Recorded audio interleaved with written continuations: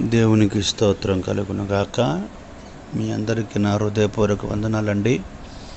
మీరు బాగున్నారని, మీరు బాగుంటారని నేను మీ కొరకు ప్రార్థన చేస్తున్నాము. మా సంఘం కూడా మా కొరకు కూడా మీరు ప్రార్థన చేయండి. వాక్యాన్ని విని షేర్ చేయండి, లైక్ చేయండి, ఈ ఛానల్ని సబ్స్క్రైబ్ చేయండి. ప్రతి ఉదయం కూడా దేవుని వాక్యం వినటం మనకి ఎంతో ఆశీర్వాదకరం.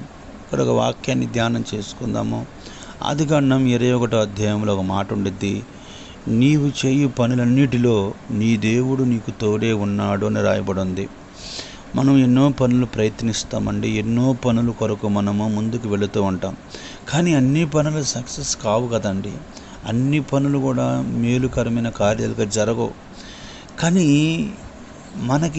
మనం చేసే ప్రతి పనిలో కూడా దేవుడు మనకు తోడే ఉండాలనుకుంటే మొదటగా మనం చేయాల్సిన పని ఏంటయ్యా అంటే దేవుడు తోడును కోరుకోవాలి. దేవుడు తోడు ఎప్పుడైతే మనం కోరుకుంటామో దేవుడు మనం చేయుచున్న ప్రతి పనిలో కూడా ఆయన మనకి జయాన్ని ఇస్తాడు. అది వ్యాపారమే కావచ్చు, అది కుటుంబ సమస్యలే కావచ్చు, అది నీ ఆరోగ్య విషయమే కావచ్చు.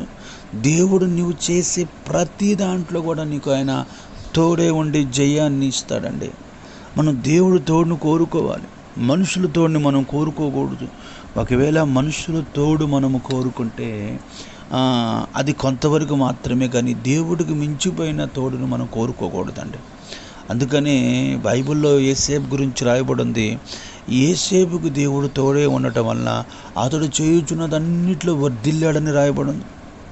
నీ ఆధ్యాత్మికమైన జీవితంలో కూడా నీ ప్రతి పనిలో దేవుడు తోడే ఉండాలి. దేవుడు తోడు కోరుకో. అందుకని మోషే అంటాడు, అయ్యా నీ మహిమ రాకపోతే నేను ముందుకు నడవలేను అన్నాడు. అప్పుడు దేవుడు మోషేకి జయాన్ని ఇచ్చాడు. అప్పుడు యోసేపుకి దేవుడు తోడే ఉండటం వల్ల జయాన్ని ఇచ్చాడు. ఈ రోజున నీ పనిలో ఎందుకు ఫెయిల్ అయిపోతున్నావు, నీ ఉద్యోగం ఎందుకు ఫెయిల్ అయిపోతున్నావు, నీ కుటుంబంలో ఎందుకు ఫెయిల్ అయిపోతున్నావు అంటే దేవుడు తోడును కోరుకోవట్లేను. దేవుడు తోడు కోరుకో. దేవుడు తోడే ఉంటే నీకు అన్ని మేలుకరమైన కార్యాలే జరుగుతాయి.